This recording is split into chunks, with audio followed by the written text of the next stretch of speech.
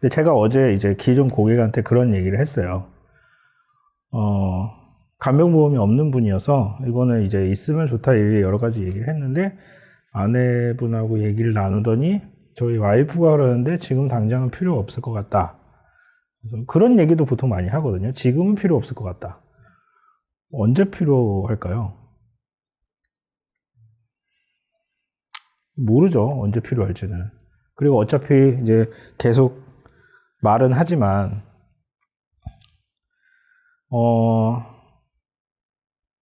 그 영화 은교 보셨나요? 안 보셨어요? 아, 보셨어요? 영화 안 좋아하시나요? 혹시? 아니, 좋아하는데 네. 별로 내용이 별로 없는 것 내용이 별로 없다고요? 같아요. 뭐 개인의 취향이니까. 어쨌든 그 영화에서 대충 아시죠? 내용은. 박해일이 거기서 이제 노인으로 분장해서 나오잖아요. 작가로 나와요. 그리고 이제 젊은 제자 있고. 그건 중요한 건 아닌데, 거기 내용에서 그런 얘기를 해요. 박해일이 자기 제자가 자기 걸 뺏어서 이제 글을 출판을 한 거예요. 세상에 내보낸 거죠. 내 건데, 감히. 근데 본인은 원래 이걸 세상에 공개할 생각이 없었던 거거든요. 그냥 혼자서 했던 건데. 근데 그래서 이제 참 이제 주목을 받고 뭐 이렇게 하다가 인터뷰를 하는 과정이 있는데 박해일이 노이부장하고서 그런 얘기를 해요. 너희의 젊음이 상이 아니듯 나의 늙음도 벌이 아니다? 이게 맞나? 여기까지 요런 문맥이에요. 좀 뭔가 마음에 와닿지 않나요? 네. 뭐가 느껴지세요, 혹시? 이 대사에서? 안 느껴지세요? 늙음은 누구한테나 공평하게 찾아와요.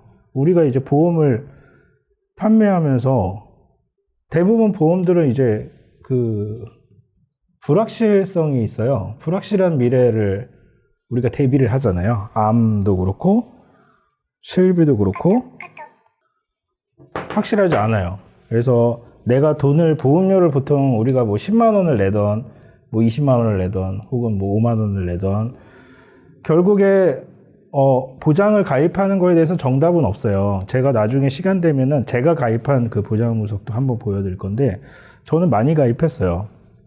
그 어제도 저희 점심 먹을 때 농담 삼아 얘기했지만 보통 보장 분석하면은 다 뭐 부족한 거 뭐 이 암이 부족합니다 나오지만 저는 다 꽉 차 있어요, 그래프가.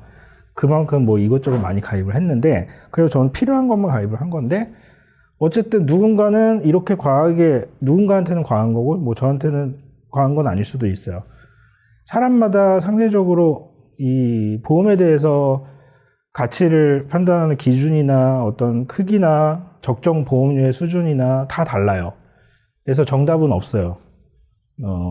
내가 근데 암보험 같은 불확실한 암에 대한 사고를 대비할 때 내가 한 달에 쓸 수 있는 보험료가 뭐 5만 원인 사람도 있고 뭐 20만 원은 괜찮다는 사람도 있고 다 다르죠.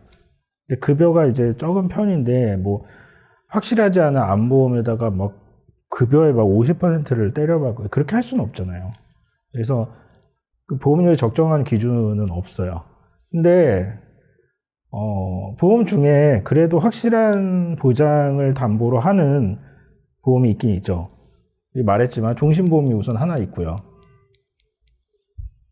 사망을 하면 언젠가 사망하면 내 상속인한테 종신보험에 사망보험금을 주는 거죠. 그래서 자산을 물려주는 효과가 있는 상품이에요. 그리고 지금 간병보험. 물론 이것도 간병인을 써야지만 받는 거기 때문에 뭐 무조건 확정이라고 볼 수는 없지만 간병인을 안 쓸 수도 있잖아요. 근데 안 쓸 수 없을 거예요. 왜냐하면 암에 안 걸려도 이 사람이 방금 말하는 것처럼 늙는다는 거는 피해갈 수 없는 나한테 올 사고의 한 부분이죠. 그리고 그 늙음으로 인해서 파생되는 여러 가지 사고들이 생기겠죠. 질병에 노출이 되고 사고에 상해에 또 낙상사고 뭐 이런 거 위험하죠. 그래서 이제 큰 병엔 걸리지 않는다고 하더라도 늙어서 이제 힘 빠지고 특히 혼자 사는 분들이나 혼자 안 살아도 가족이 있어도 이제 입원을 하거나 이런 거에 대한 확률이 많이 증가를 하기 때문에 그때를 대비하는 간병인 보험은 사실상 필수라고 봐야 되지 않을까. 저는 그렇게 생각은 해요. 필수라는 개념도 간병보험 없다고 해서 글쎄요, 큰일 날까요? 근데 어떻게 생각하세요? 간병보험 관심을 갖게 된 그게? 그러니까 제 친한 친구 같은 경우에도 저랑 어렸을 때 친구인데 네. 그 아버지 뭐 치매 이런 거나 해서 보면은 그 친구가 이제 결국에 일까지 접었거든요. 그거 자기 간병 때문에. 네. 네. 그러니까 그런 경우를 보다 보니까 쉽지 않구나. 네. 간병의 가족 혹시 경험 있으세요? 없어요? 부모님 아직 건강하신가요? 그러면은 어떤 것 때문에 간병에 관심이 많으세요? 남편이 아프면 제가 할 수 있지만 네. 제가 아프면 남편이 못할 것 같아요. 왜요? 아, 못 믿는 거예요? 아니 일을 해야 되니까. 그렇죠. 그럼 결국에 사람을 써야 되는데 간병인 비용이 만만치 않죠. 근데 나라에서도 지금 우리나라에 이제 간병 파산이라는 말도 나오고 있어요. 워낙에 노후에 이제 간병비는 100% 지금 순수하게 개인이 부담해야 되는 영역이잖아요. 건강보험으로 간병에 대한 보장까지 나라에서 해줄 수는 없죠. 물론 지금 막 그런 게 좀 나오기는 하고 있어요. 움직임이. 근데 그것도 이제 요양병원 같은 곳에서의 간병인에 대한 어떤 최소의 비용을 좀 건강보험으로 좀 확대해서 해주려는 움직임은 있다고 볼 수는 있는데 그걸 가지고 나라에서 해주는구나, 내 노후 간병 걱정 없고 이렇게 단순하게 생각을 하면 안 되거든요. 그렇죠? 근데 실제로 그렇게 생각하는 분이 있어요. 간병인보험 가입하려다가 뉴스에서 그게 나왔어요. 건강보험으로 이제 뭐 이런 게 나온다. 그러니까 그럼 필요 없구나, 저는 안 할래요. 이렇게 단순하게 살면은 그럼 걱정이 없을 텐데 그렇게 살면 그렇지는 않죠. 사실 좀 이따 얘기하겠지만 간병인 보험에서는 이제 요양병원도 중요한 보장 중에 하나고요. 요양병원 이외에 일반 병원에 대한 간병도 있어요. 사실 이게 가장 비용적인 면에서는 큰 부분을 차지해요. 왜냐하면 요양병원에서는 이 공동 간병인이라는 제도가 있어요. 지금 간병인 구하면 하루 12만 원, 13만 원 뭐 요 정도 발생해요, 비용이. 하지만 이제 공동 간병인은 더 싸요. 뭐 3만 원으로도 할 수 있고 4만 원, 병원 급에 따라 다른데 이건 뭐냐면 요양병원 안에 공동 간병인들이 상주하고 있어요. 그 병원에 있는 간병인들이요. 그래서 1대1로 간병을 케어를 하는 게 아니고 이제 그 요양병원 안에 뭐 다인실, 뭐 6인실이다. 그럼 그 6인실을 케어하는 간병인이 붙는 거고, 그래서 비용이 낮아져요. 그래서 아무래도 이런 일반 간병인보다는 이제 환자의 비용 부담은 조금 줄어들기는 하죠. 그래도 이제 보통 근데 요양병원은 장기간 입원하잖아요. 그러니까 그 비용이 만만한 건 아니죠. 그리고 요양병원 자체에 또 내야 되는 병원 비용도 있으니까. 그래서 나라에서 이제 이런 걸 책임져 주지도 않는데 점점 갈수록 평균 수명도 늘고 있고 이미 우리나라는 초고령 사회로 진입을 했어요. 노년 인구가 많아지고 또 그만큼 정년 나이도 늘어가고 이제 또 지금 60대 이상 분들도 일을 또 많이 하기도 하고 또 혼자 사는 가족이 늘어나고 있죠. 내 몸은 내가 지켜야 된다라는 그거를 실천을 해야 되는데 젊은 사람들 중에는 그건 아직 나한테 닥치지 않는 일이다. 약간 회피하는 경향이 있는 것 같아요. 지금은 난 잘 모르겠다. 우선 내가 지금 당장 오늘 내일 먹고 사는 것도 지금 당장 시급한데 노후의 간병까지 내가 생각을 해야 되느냐? 뭐 물론 저도 이해할 수는 있어요. 그 심정을. 근데 이제 좀 다르게 우리가 고객들한테 설명을 좀 해주면서 앞으로 생길 위험에 대해서 미리 어차피 올 거기 때문에 내가 자살할 거 아니잖아요. 늙었다고. 어차피 언젠간 온단 말이에요. 나중에 비싸게 보험료를 내는 것보다는 지금 준비를 해놓으면 좀 든든하게 갈 수 있다는 거죠. 자, 간병인은 크게 두 가지 상품이 있어요. 간병인 지원, 그리고 이제 사용. 그 특약 이름이 간병인 지원 일당이 하나가 있고요. 간병인을 지원해주는, 그냥 간병인을 보내주는 거예요. 그리고 간병인 사용 일당이 있어요. 간병인 사용 일당. 간병인 사용 일당은 고객이 간병인을 사용을 직접 하고 그 비용을 청구를 하는 거예요. 그 돈을 주는 거죠, 돈을. 돈을 보상해 주는 거고, 간병인을, 여기는 간병인을 이제 거의 이제 파견식으로 보내주는 거죠. 그 환자한테. 그래서 크게 이렇게 두 가지가 있는데, 지원일당은 맨 먼저 나왔어요. 사용일당보다 이전에 나왔었고, 차이점은 중요한 게 이제 갱신형으로만 가입이 돼요. 갱신. 자, 사용일당은 갱신도 가능하고, 비갱신도 가능해요. 네. 이게 가장 큰 차이고요. 갱신 주기는 3년, 10년 이런데 아직 그게 그 이해가 안 가는 부분도 있을 거예요. 혹시 이해 안 되는 부분 있으면 바로 물어봐 주세요. 갱신에 대한 얘기는 나중에 또 자세히 하겠지만 갱신은 어차피 보험료가 갱신되면서 계속 올라간다라는 특징이 있어요. 요거는 비갱신이 가능하다. 자, 그 간병인 지원 일당은 벌써 처음에 이제 메리츠에서 많이 판매를 했어요. 메리츠에서 광고를 많이 했죠. 얘네가 광고를 하는 게 그거예요.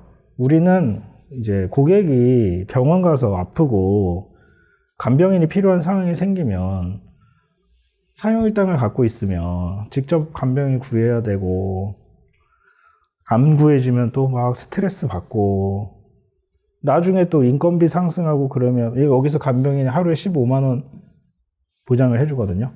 근데 나중에 물가 상승, 인건비 상승, 뭐 20만 원, 25만 원 간병비가 되면 추가 금액이 발생하잖아요. 그러니까 우리는 그런 거 필요 없다. 그냥 간병인을 보내준다. 개인적인 추가 비용이 필요 없다. 그거를 강조했었어요. 추가 금액이 없다. 자, 하지만 여기는 나중에 실제로 간병인을 구할 때 20만 원이 든다면 15만 원만 하루에 보장받으니까 5만 원의 차익이 생기겠죠. 내가 부담해야 되는 금액이. 자, 그러면 요것만 보면 어떤 게 더 좋은 것 같으세요?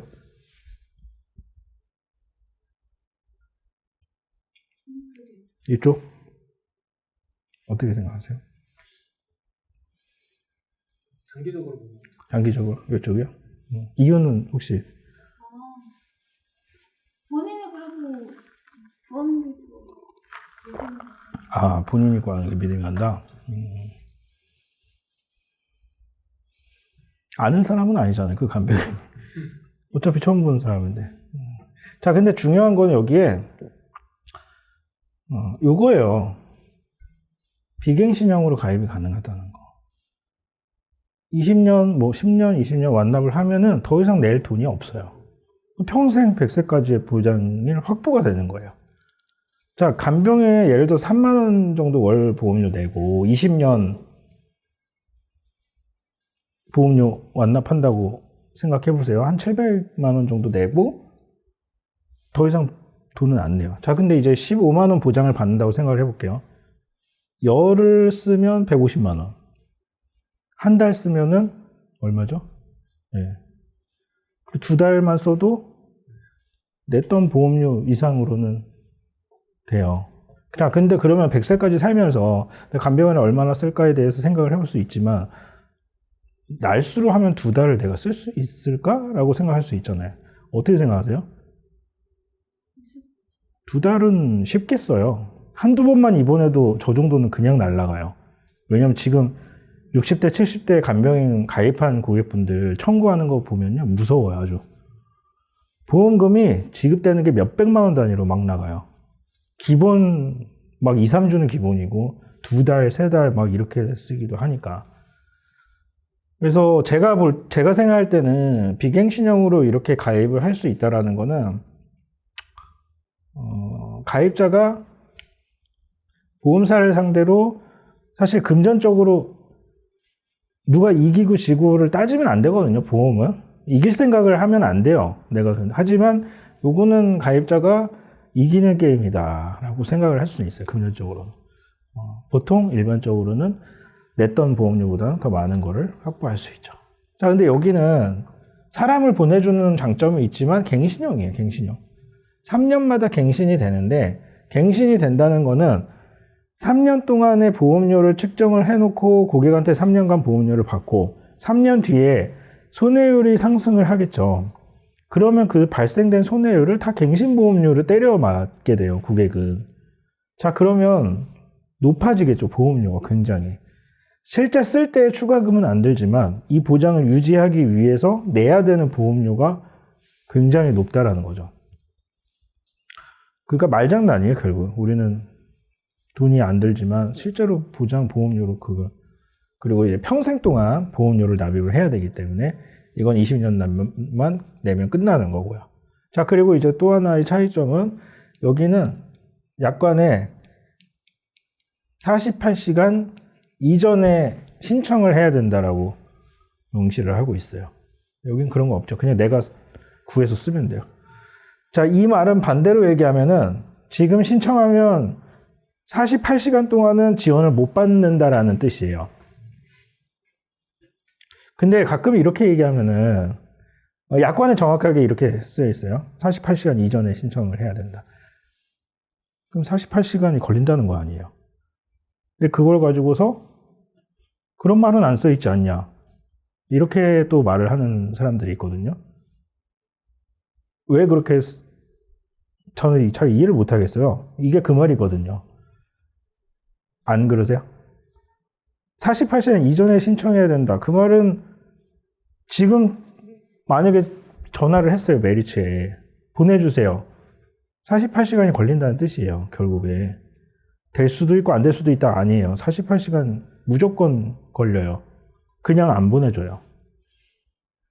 그러면 이틀 동안의 공백이 발생한다는 거겠죠. 질병 같은 경우는 어디 종합병원에 입원할 때 미리 스케줄을 잡아놓고 입원하기 때문에 가능할 수 있어요.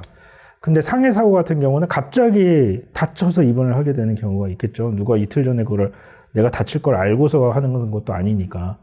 그래서 좋은 조건은 아니에요. 자, 그리고 이제 그러면 48시간 동안은 그러면 어떻게 보상을 하냐. 가입 금액을 줘요. 가입 금액. 가입 금액은 얼마냐? 10,000원이에요. 10,000원 받는 거예요. 이틀 동안 하루에 10,000원씩. 물론 여기도 이제 이런 게 있어요. 약관에 간병인을 지원을 신청을 했는데 회사의 사정으로 메리츠의 사정으로 간병인 수급이 안 되는 경우에 그럼 10,000원 받으면 억울하잖아요. 이틀이 지났는데도. 그러면 이제 그때는 고객이 개인적인 간병인을 자기가 쓰고 그거를 청구를 하면 여기처럼 현금으로 해주겠다라는 조건은 있긴 있어요. 네. 그건 나쁜 조건은 아니지만 어쨌든 그건 정말 최소한으로 당연히 그렇게 해야 되는 거고, 근데 이런 조건들 때문에 그리고 결정적으로 갱신형이다라는 게 단점이기 때문에 간병인 지원 일당은 추천을 하기가 힘들고요. 실제로 가입을 하는 경우가 거의 없어요. 다 대부분 사용 일당으로 가입을 하게 되죠. 자, 그리고 또 위험성은 한 가지가 또 있는 게 지원 일당은 이 메리츠가 업무적으로 간병인 업체랑 이제 제휴를 맺고 있단 말이에요. 그래서 약관에 보면은 이제 만약에 그 간병인 업체가 어떤 파산을 하거나 사라지거나 어떤 향후에 뭐 다른 제도성 법령의 뭐 여러 가지 변수에 의해서 본인들이 간병인 지원을 해줄 수 없는 상황이 생긴다. 그럼 그럴 때는 어떻게 되느냐? 특약은 사라지고요. 요걸로 바뀌어요. 입원 일당으로 대체되는 거예요. 그럼 굉장히 억울하겠죠. 하지만 이거는 좀 상관이 없어요. 그런 거랑 상관이 없죠. 내가 간병인 쓰고 청구하면 되는 거니까. 그래서 다 대부분 사용일당을 판매하고 있다. 자, 그리고 이제 그래서 간병인 지원일당을 처음에 메리츠가 만들어서 막 광고를 하고 한참 팔았어요. 그러다가 삼성화재에서 간병인 사용일당을 딱 처음으로 만든 거예요. 업계 최초로. 막 공격적으로 판매했어요. 저희 같은 입장도 대리점에서 여러 가지 상품을 취급을 하니까 메리츠에 처음에 간병인 지원일당이 나왔을 때 별로 거들떠 보지 않았어요. 별 좋은 상품이 아니었어요. 근데 사용일당이 딱 나오니까 까보니까 이건 상당히 괜찮네. 그리고 인기가 있을 것 같고 실제로 인기가 있었어요. 저희가 막 추천을 해서 많이 팔았죠. 삼성화재가 공격적으로 이제 막 보험료를 싸게 풀고 했고, 그 다음에 삼성 팔다가 그 다음 DB손해보험도 사용일당 출시하고 KB도 출시하고 현대도 출시하고, 그 다음에 이제는 지금은 다 팔아요, 사용일당. 근데 메리츠는 원래 지원일당으로 얘네가 그거를 꽉 잡았다는 표현은 아니고 그걸로 계속 밀고 있었는데, 이쪽에 손해보험 쪽에서 딴 데서 요 사용일당을 만드니까 물론 제 생각이에요. 살짝 자존심이 상했는지 사용일당을 끝까지 안 팔았어요. 왜냐면 이게 좋다라고 지네들도 강조하고 사용일당을 막 깠었는데, 근데 사용일당이 이제 대세가 된 거예요, 보험업계에. 안 할 수는 없거든. 되게 늦게 판매를 시작을 하더라고요. 여기서 다 판매 시작한다는, 그 다음에는 메리츠도 사용일당, 지원일당을 같이 혼합해서 판매를 하게 된 거죠. 자, 그렇게 이렇게 쭉 가고 있었고, 그 다음에 이제 바뀐 트렌드는, 처음에는 간병인 사용일당이 그래서 어떻게 판매를 했냐. 특약이 구조가 일반 병원, 요양병원, 그리고 간병, 통합 서비스. 요 세 가지 특약으로 구성이 돼 있어요. 상해에 대해서 이렇게 세 가지, 또 질병에 대해서 이렇게 또 세 가지, 그럼 6개 특약이 묶여져 있는 거거든요. 일반 병원은 일반 병원에서 간병이 있었을 때, 그때 맨 처음에 12만 원 정도를 보상해주는 상품으로 처음에 시작했어요. 요양병원은 그때 처음에 3만 원인가 4만 원에 시작을 했고요. 간호간병 통합 서비스, 요거 처음에 얼마였더라? 3만 원? 5만 원? 아무튼 그 정도, 3만 원이라고 해볼게요. 이렇게 시작을 했어요. 그러다가 이제 회사들끼리 경쟁이 막 붙은 거죠. 그래서 이게 15만 원까지 올랐다가 여기도 7만 원, 10만 원 이렇게 올랐다가 지금이 아니고 한참 이제 20만 원까지 또 올랐어요. 그랬다가 이제 나라에서, 금감원에서 너네들 너무 흥분했으니까 진정해야 된다. 그래서 과외를 낮춰서 지금 20만 원까지 들어가기 힘들어요. 그래서 15만 원 정도. 물론 20에 가능한 회사도 있긴 있어요. 자, 그리고 워낙에 저렴하게 팔았었거든요, 처음에. 진짜 20대, 30대들은 만 원대로 가입을 했었어요. 그리고 40대도 2, 3만 원? 3만 원 웬만하면 넘기 힘들었어요. 나이든 유병자들도 60세 같은 분들, 약 먹는 이런 분들도 30년 갱신으로 3만 원, 이 정도. 30년 갱신이면 60세 가입하면 30년 동안 같은 금액으로 가는 거예요. 90세까지 가는 거예요. 3만 원이면 괜찮아요. 그리고 90세에 한 번 갱신된다고 하더라도 그 전에 사망했을 수도 있고, 만약에 생존을 했다. 그럼 한 번 갱신해서 좀 더 쓰다가, 그래, 충분히 합리적인 금액이죠. 이렇게 갔었는데, 사실은 처음 출시기도 했고, 보험사에서도 많이 팔아야 되니까 싸게 풀어서 가다가, 그리고 또 이제 손해율에 대한 데이터가 부족한 상황이에요. 간병인 보험을 처음 출시했기 때문에. 그래서 판매를 하다가 이제 조금씩 보험료가 이제 올라가기 시작을 하고 있죠. 지금 이미 사실 빠른 기간 안에 손해율이 굉장히 급격하게 올라가고 있거든요. 그리고 나라에서도 지금 계속 누르고 있고. 그래서 보험료는 지금 올라가고 있는 추세예요. 하지만 아직까지는 그래도 가입을 할 만하다. 근데 지금 계속 이제 조금씩 점점 더 올라가고 있어요. 그래서 어쨌든 지금 한 15만 원 정도를 가입을 할 수 있다. 일반 병원에서. 요양병원은 이제 뭐 7만 원, 10만 원 이렇게 가입할 수 있고. 간호간병 통합 서비스는요. 지금 7만 원 보통 가입을 할 수 있는데 이건 병원에서 의료진이 간호와 간병을 함께 통합해서 서비스해주는 개념이에요. 보신 적 있으세요? 병원에서 혹시 들어본 적? 네. 자, 이거는 간호간병 통합 병동을 운영하는 병원들이 있어요. 큰 종합병원들 중에서 모든 병원에 다 해당되는 건 아니에요. 그럼 어떻게 하느냐? 그 조무사나 간호사들이 간병까지 통합으로 해주는 거예요. 근데 한계가 있어요. 일반 우리가 간병인을 고용해가지고 그 사람들은 우리 시키는 거 다 해주잖아요. 머리 감겨줘서 물 갖다 줬다. 근데 여기는 그렇게 할 수 있는 건 아니에요. 아주 최소한의 간병을 지원해 주는 거고, 예를 들어서 제가 알기로 머리를 감겨주는 이런 것도 제한이 있어요. 일주일에 한 번 딱 이런 식으로. 아무한테나 다 해줄 수 없죠. 이 사람들 간호 인력인데 막 개인한테 붙여서 할 수 없잖아요. 자, 그리고 이게 나라에서 건강보험에서 급여로 인정되는 항목이에요. 건강보험에서 급여, 비급여 이제 구분을 하실 수 있죠. 급여, 비급여 구분은 하시죠? 정확히 잘 모르시나요? 자, 급여, 비급여.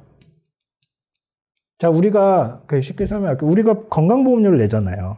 그럼 나라에서 건강보험으로 혜택을 주잖아요. 어떤 혜택을 주냐? 의료비를 지원해 주는 거예요. 자, 우리가 감기에 걸려서 병원에 가봐요. 얼마 안 나오죠? 몇천 원밖에 안 나와요. 근데 진료 영수증 같은 거 한번 발급 받아보신 적 있으세요? 청구할 때? 자, 그 진료 영수증을 받아보면은, 자, 여기는 비급여 항목이 있고요. 여기 공단 급여 항목이 있어요. 급여인데 여기서 공단 부담금, 공단에서 부담하는 비용이에요. 그리고 이제 환자 본인 부담금, 여기 있어요. 우리가 병원에 가서 진료 영수증을 끊은 다음에 보면은 내는 비용은 요걸 내는 거예요. 환자가 부담하는 비용. 여기를 한번 보세요. 생각보다 굉장히 많이 잡혀 있어요. 이게 나라에서 이만큼 보장을 해주고 있는 거예요. 몇천 원 나오는 거, 여기 우리가 초진 진찰료 이런 거 있어요. 여기 1,000원, 이렇게 5,000원, 7,000원 이렇게밖에 안 나와요. 비급여 안 했다고 가정하고, 근데 여기는 몇만 원씩 잡혀 있어요. 그걸 나라가 부담을 해주고 있는 거예요. 그래서 어떤 그 의료 행위를 받을 때 나라에서 보장을 해주는 필수적인 의료 행위들, 검증된 의료 행위들, 이런 것들은 다 이제 공단에서 대부분 부담을 해주고, 본인 부담금, 환자의 본인 부담금만 우리는 돈을 내면 된다. 이게 이제 급여의 내용이에요. 저건 누구나 다 건강보험을 가입한 가입자라면 혜택을 받을 수 있죠. 자, 비급여는 뭐냐? 이거랑 상관없이 공단에서 지원을 해주지 않는 철저히 개인이 다 부담해야 되는 영역이에요. 의료기술이 뭐가 문제가 있어서 그러냐? 그런 건 아니고요. 쉽게 말하면 상급병실 같은 거 입원료. 내가 더 좋은 데 가기 위해서 1인실 쓰기 위해서 하는 거잖아요. 더 비싼 거를. 그걸 나라에서 보장해 주는 건 아니죠. 나라에서는 최소한의 예를 들어서 기준병실, 다인실, 8인실, 6인실은 급여로 해줘요. 보장을 해줘요. 여기서. 근데 이 사람이 다인실에 안 가고 1인실 갔다. 그건 네가 돈 다 내. 이거예요. 이 차이라는 거예요. 자, 그런 것처럼 간호간병 통합 서비스가 급여로 보장을 해주는 항목이에요. 그러니까 환자가 본인만, 만약에 내가 어디 입원을 했어요. 근데 여기가 간호간병 통합 병동이에요. 그럼 병원에 신청을 해요. 저 이거 서비스 하겠습니다. 그럼 어쨌든 이 서비스에 대한 비용을 더 내야 될 거 아니에요? 그게 저렴해요. 그러니까 나라에서 보장을 해주니까. 2, 3만 원 정도만 내면 돼요. 하루에. 나머지에 대한 비용을 공단에서 이제 부담을 하는 거죠. 그러면 우리 건강보험료가 올라가게 되는 거고. 저는 개인적으로 이거를 별로 왜 했는지 이해가 안 되거든요. 의료진들도 굉장히 싫어해요. 자기네들의 간호사들의 업무만 늘어나잖아요. 안 그래도 우리나라 간호사들이 얼마나 할 일이 많아요. 세계적으로 간호사 중에 굉장히 의사가 해야 되는 일까지도 많은 영역을 하는 게 우리나라 간호사들이에요. 그래서 외국에 나가면 그만큼 대우를 받기도 하는데 그만큼 힘들다는 거죠. 3교대 하면서 정말 열심히 일하잖아요. 근데 이런 것까지 시키고 있는 거잖아요, 나라가.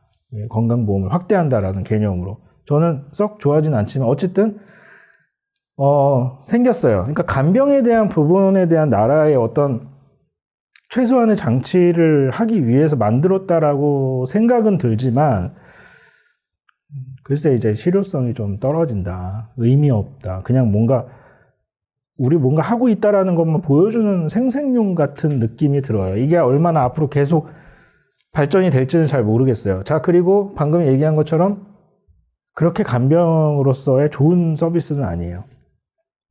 또 하나, 요거를 사용하면 이거랑 못 써요. 같이 섞어서. 그리고 간호간병 통합병동에는 간호간병 서비스를 사용하잖아요. 보호자 못 들어가요. 네. 간병이 안 돼요. 외부 간병인도 못 들어가요. 네. 그러니까 어차피 안 돼요. 자, 근데 그런 경우가 있어요. 이건 원칙적인 문제인데, 이거 쓰시면 못 들어가요. 간병엔 사용 못 해요. 그럼 어떤 사람이 그래요. 저는 이거 하고도 간병을 썼는데요? 그럴 수도 있어요. 그 병원에서 만약에. 근데, 그러면 간병인도 쓰고 이것도 받고 이 돈도 받고 이 돈도 받고. 안 돼요. 어차피. 만약에 만에 하나 이 병원에서 외부 간병인까지 허용을 해줬다고 하더라도 약관상에 이걸 사용한 사람은 이거를 청구를 못하게 되어 있어요. 그러니까 골라야 된다. 근데 간병인 보험을 가입한 사람이 자 만약에 병원에 입원을 했어요. 그러면 간호간병 통합 서비스를 이용을 할까요? 굳이? 얼마 안 주는 금액인데 이거 더 15만 원씩 주는데 왜 뭐하러 굳이 더 적은 걸 써요? 그리고 서비스가 더 좋은 것도 아니고 그냥 외부 간병 있으면 다 내가 시키는 거 할 텐데 그렇겠죠. 자, 그리고 또 하나 가족 간병이 가능해요. 자, 가족 간병이 뭐냐? 가족만 되느냐? 가족 아니라도 상관없어요. 여자친구가 해도 되고 모르는 제3자가 해도 돼요. 자, 요 병원에 일반 병원을 그걸 쓸 때 외부에서 간병인을 직접 고용하지 않고 그냥 가족이 간병을 해주는 거예요. 그리고 비용을 청구해요. 받아요. 그러면은 간병이 쓴 것보다 훨씬 더 많은 금액을 보상을 받겠죠. 이걸 거의 대부분. 자, 이게 가능한 이유는 약관에 간병인의 정의가 있어요. 간병인 정의. 간병인 정의가 간병인 자격증을 따지지 않아요. 간병인 자격이 있는 자, 이런 건 아직 따지지 않아요. 간병인 업체에 등록이 되어 있는 자라고 정의가 되어 있어요. 물론 업체는 정식적으로 사업체를 영위하고 있는 업체여야 되고, 그러면 어떻게 하느냐? 가족을 그 업체에 입원 기간 동안 등록을 시키는 거예요. 이해되세요? 그래서 지금 간병인 업체들이 왜 웃어요? 웃겨요? 왜? 아니 이해되시냐고 물어볼게요. 간병인 업체들이 이제 저희랑도 이제 많이 업체가 제휴가 되어 있거든. 제휴라기 말하는 건데 업체들이 저희한테 연락해요. 이렇게 지점에 간병인 사용하면 저희 업체 좀 이용해 주세요. 고객한테 소개해 드리는 거죠. 업체한테 받거나 그런 건 아니에요. 그래서 저희는 최대한 수수료가 발생하거든요. 왜냐하면 업체 입장에서 그냥 해주지는 않을 거 아니에요. 뭐하러 이게 자선사업도 아니고 서류 발급 비용을 받아요. 그걸로 돈을 버는 거예요. 서류 발급 비용이 하루에 10,000원 정도 발생해요. 그렇게 큰 금액은 아니죠.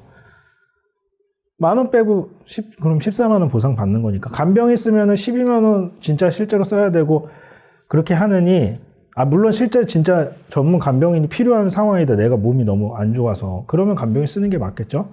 근데 그게 아니고 그렇게 간병이 막 필요 없는 상황이에요, 지금. 물론 가만히 있으면 되겠죠. 그러니까 일반 간병인 보험을 가입 안 하는 사람들은 경미한 사고에서 입원했을 때 간병인 안 쓰겠죠. 돈 아까우니까. 근데 이걸 가입한 사람들은 쓰겠죠. 네, 경미에도 써요. 간병인을 부를 거예요. 나는 3만 원이라도 받겠다라는 의지로. 그리고 팁을 드리자면 일반 간병인을 쓰면 업체에 하루에 나 7만 원에 맞춰서 간병인 해주세요. 그럼 반나절 정도. 왜냐하면 약관상에 15만 원을 보상하는 조건에 하루 7만 원 이상 사용을 한 경우에 15만 원을 지급한다라고 되어 있어요. 그럼 7만 원을 안 쓰면 어떻게 되냐? 들 쓰면. 그럼 50%만 지원한다. 네, 그럼 7만 5천 원 주는 거예요. 그러니까 7만 원에 딱 맞춰서 간병인을 하루에 맞춰주면 돼요.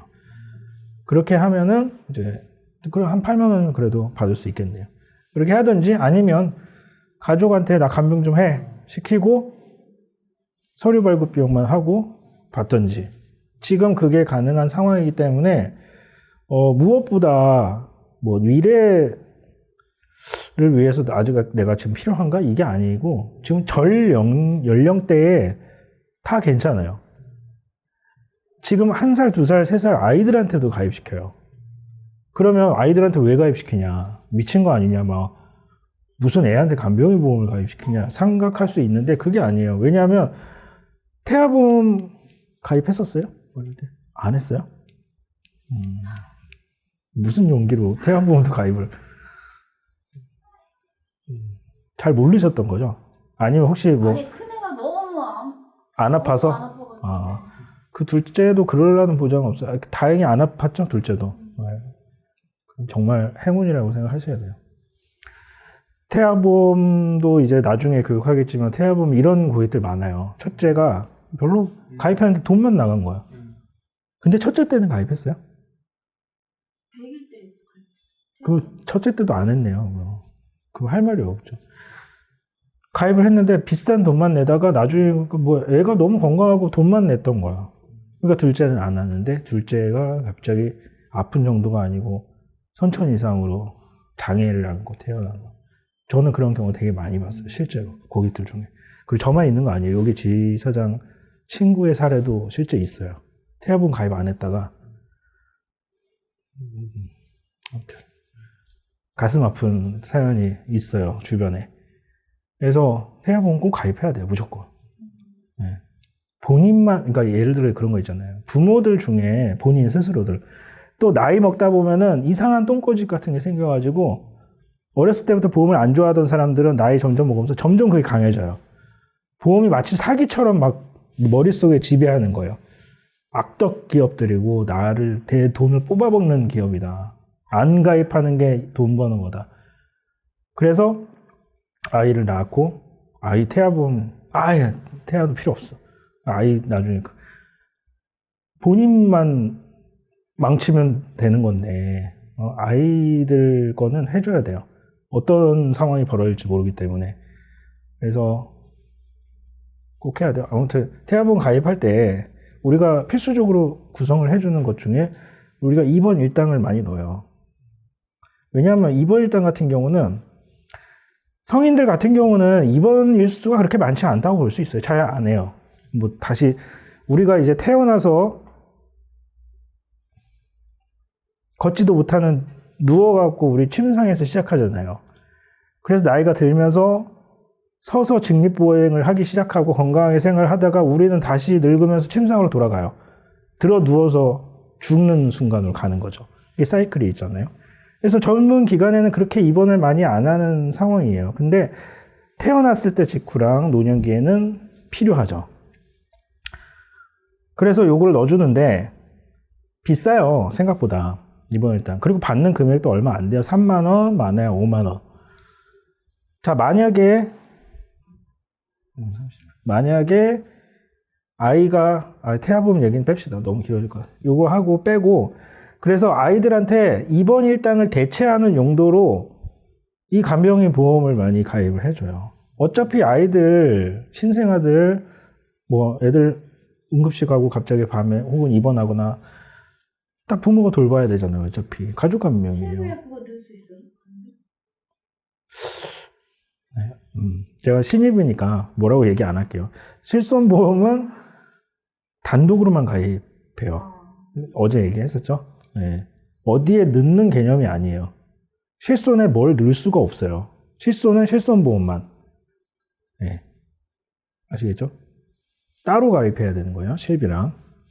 그래서 아이들 어차피 입원하면은 부모가 어차피 간병해야 되는데 이거 가입하면 입원 일당보다 훨씬 더 효과가 좋은 거예요. 아이들 가입해주고 싶어요? 네. 이게 고객한테 잘 설명을 해야 돼요. 그러니까 지금 아직도 좀 약한데 애들이 이제 좀 컸잖아요. 지금 몇 살이죠? 11살. 아직 입원 많이 안 했죠, 근데. 그럼 지금은 더 안 할 거 아니에요, 이제. 웬만큼 다 컸으니까. 그럼 이런 고객들 만나면 이제 어떻게 하느냐. 아이들이 또 잔병치레도 안 했어, 또 이상하게. 그러면 입원을 그렇게 크게 안 느낄 거 아니에요. 자, 그래서 이 아이들은 이제 우리가 체증형을 이제 설명을 해줘야 되는데, 간병인 보험이 저 15만 원 있잖아요. 체증형 보장을 해주는 특약이 있어요. 체증형 뭐냐? 시간이 지나면서 증가되는 거예요. 체증, 더해서, 붙어서. 어떻게 붙냐? 5년마다 저 보장 금액의 10%씩이 플러스 알파가 되는 거예요. 5년 뒤에는 15만 원에 10%니까 15,000원이죠. 그러면 5년 뒤에는 보장금이 16만 5천원이 되는 거고 이런 식으로 계속 붙어서 나가는 거예요. 그러면 이제 5년에 10%니까 1년에 한 2% 정도씩 인건비 상승을 고려해서 이제 들어가는 거죠. 아이들이 기대 수명이 길잖아요. 지금 10살 정도 됐어요. 앞으로 90년은 그리고 100살 이상 살 거야 아마. 그럼 15만 원 갖고 부족하다는 거죠. 지금 아이가 건강한 아이라고 하더라도 체증형을 가입하면은 체증형이 여러 가지 종류가 있는데 요 5년마다 10% 증가하는 거는 한도가 없어요. 계속 증가해요. 그러면 이론상 이제 이 아이가 노년이 됐을 때는 몇백 프로 이상이 증가할 수 있고 또 이런 것도 있어요. 20년 후 2배 체증 뭐 이런 것도 있어요. 그러니까 15만 원에 2배가 되는 거예요. 그냥 30만 원으로 바뀌는 거죠. 뭐 이런 것도 있고. 근데 나이가 어린 아이들은 5년마다 10% 체증을 가면은 보장금이 점점 커지니까 아이한테 나중에 어차피 아이 늙어서 부모님 돌아가시고 아이도 어차피 나중에 또 늙을 텐데 요거는 이제 평생 가는 선물을 하나 해줄 수 있는 거죠. 부모가 요 정도 하나쯤은 선물해 주셔야 되겠죠. 가입하세요. 네, 괜찮은 거예요. 아니면 자녀가 있으면. 그리고 지금 왜 또 이거를 지금 가입해야 되느냐? 가족간병이 이제 사라져요. 나라에서 이게 경쟁이 지금 너무 치열하게 붙었거든요. 난리도 아니에요. 그러니까 그리고 가족간병이 지금 이런 식으로 좀 안 좋게 편법으로 쓰이고 있다는 걸 알고 있어요. 나라에서. 그래서 이걸 막으려고 지금 하는 거고 실제로 가족간병이 안 되는 회사들이 지금 생기고 있어요.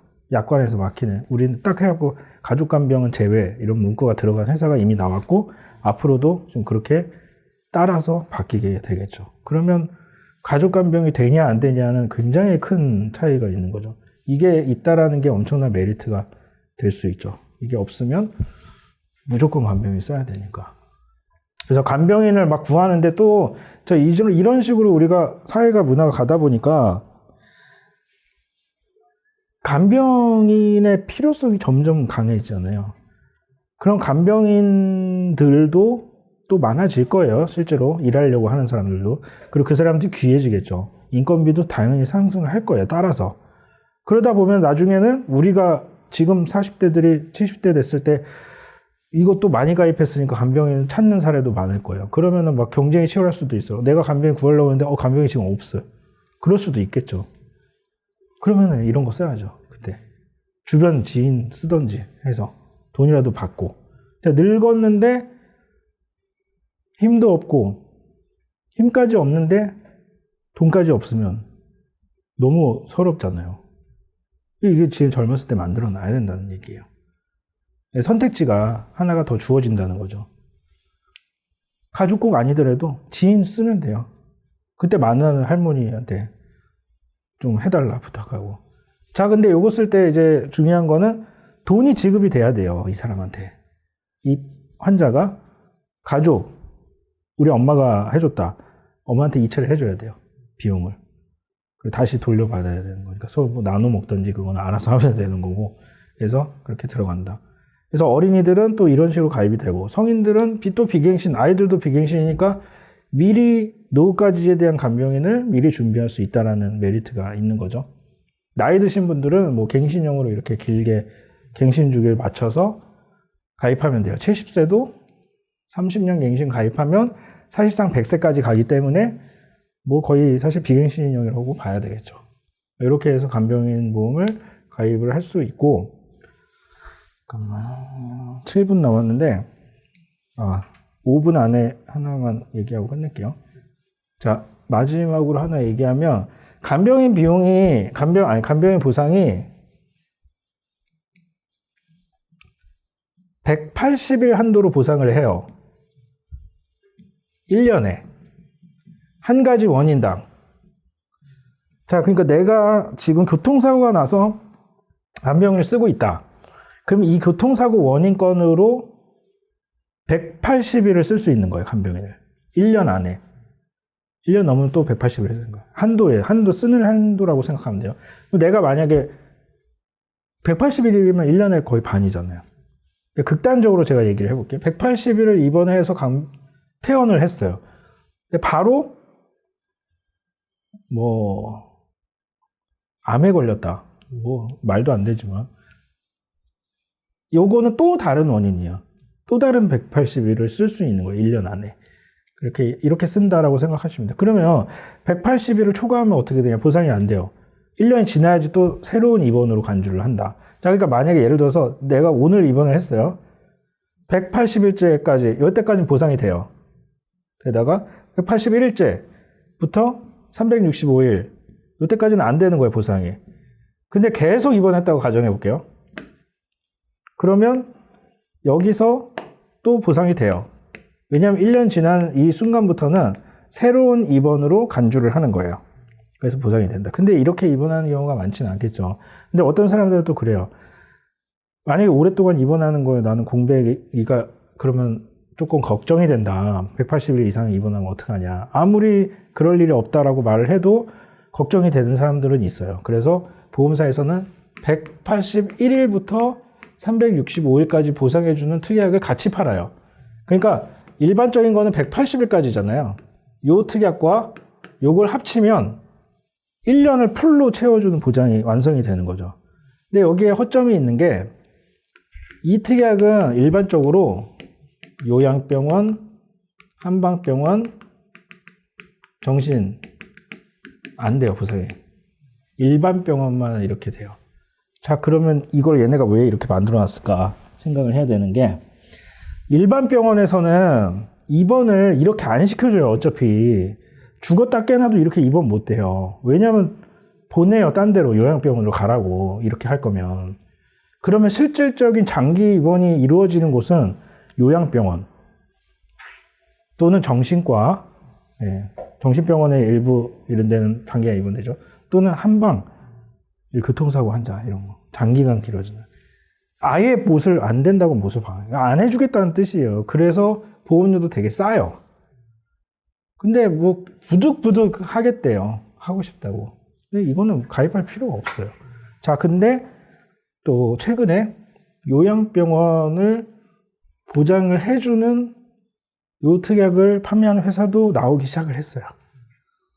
신한라이프인데 아무튼 그러면 조금 할만은 하죠. 근데 대신에 보험료 굉장히 사악해요.